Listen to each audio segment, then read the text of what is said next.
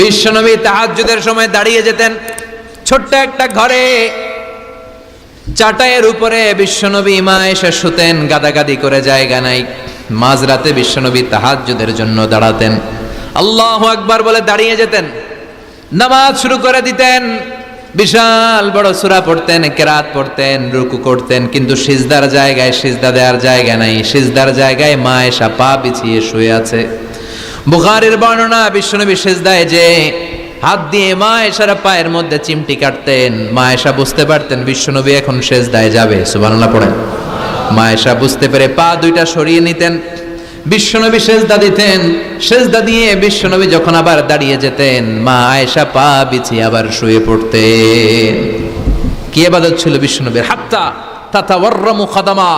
মা আয়েশা বলতেন বিশ্বনবী দাঁড়িয়ে থাকতে থাকতে এত সময় ধরে তাহাজ্জুদের সালাত পড়তেন, ওনার পা গুলো ফুলে এরকম টিউমারের মতো মোটা হয়ে যেত। সুবহানাল্লাহ পড়বেন না? দাঁড়িয়ে থাকতে থাকতে বিশ্বনবীর পা গুলো টিউমারের মতো মোটা হয়ে যেত। প্রথম রাকাতে বাকারা, আলে ইমরান পড়ে ফেলতেন। সুবহানাল্লাহ পড়েন। বিশ্বনবীর পা যেন ফেটে যাবে, এভাবে হাত বেঁধে দাঁড়িয়ে থাকতে থাকতে বিশ্বনবীর হাতগুলো বাঁকা হয়ে যেত, ব্যথা হয়ে যেত। বিশ্বনবী তখন হাত দুইটা ছেড়ে দিতেন। আবার যখন এনার্জি ফিরে পেতেন, যখন বিশ্বনবীর ভাল লাগতো, আবার হাত বাঁধতেন। পড়েন সুবহানাল্লাহ। তার মানে হাত ছেড়ে দিও নামাজ পড়া যায়। হাত ছেড়ে দিও। মালিকি মাযহাবের কিছু স্কলাররা ওনারা মত নিয়েছে, ওনাদের অনুসারীরা এরসাল করে। আমাদের দেশে কেউ বাদে এইভাবে, কেউ এইভাবে, কেউ এইভাবে। মালিকিরা বাদেই না, কেউ বাদবই না, কি করবি কর। আছে না নাই? আপনি যদি হজ করতে যান মক্কা মদিনায়, এই আমলগুলো দেখতে পারবেন। এটা সুন্নাত একটা আমল। হাত ছেড়ে দিলেও যেখানে সালাত হয়ে যায় ওই জায়গায় কই বাঁধবে, এই নিয়ে কিলাকিলি আছে না নাই? উপরে না নিচে, আমিন জোরে না আসতে, আছে না নাই?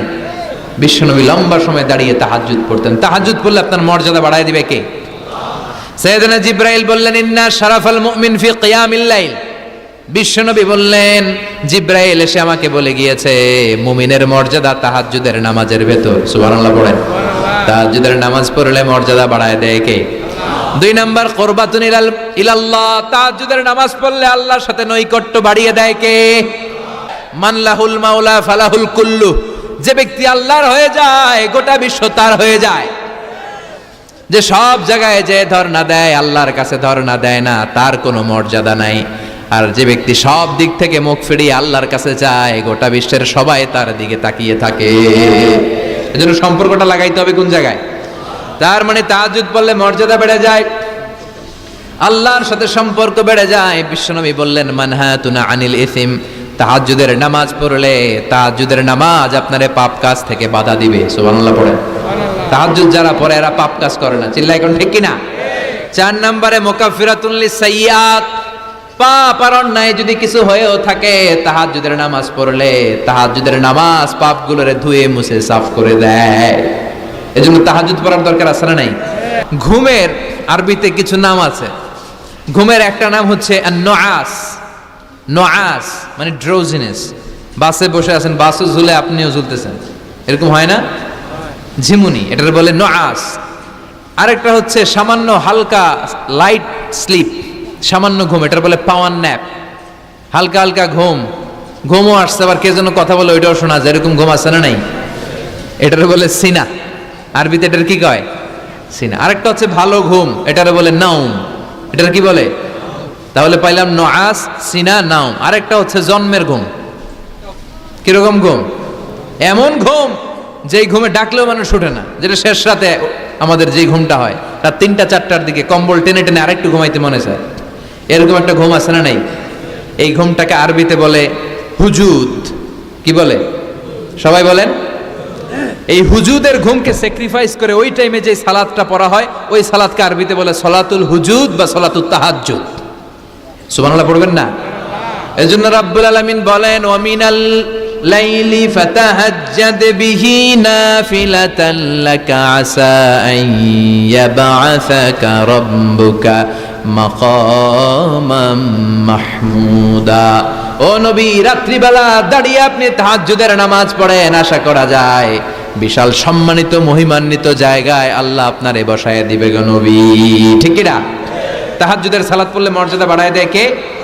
মুমিনের বৈশিষ্ট্য, তারা রাত্রিবেলা তাহাজ্জুদের সালাত পড়ে। ইমানদারদের বৈশিষ্ট্য তারা হলো ফুরসান আন-নাহার রুহবান আল-লাইল। রাত্রিবেলা তাহাজ্জুদের যায় নামাজে কান্নার ঝড় তোলে, দিনের বেলায় ঘোড়া হাঁকিয়ে জিহাদের ময়দানে জিহাদ করে। ঠিক কি না? দিনের বেলায় চলবে কি?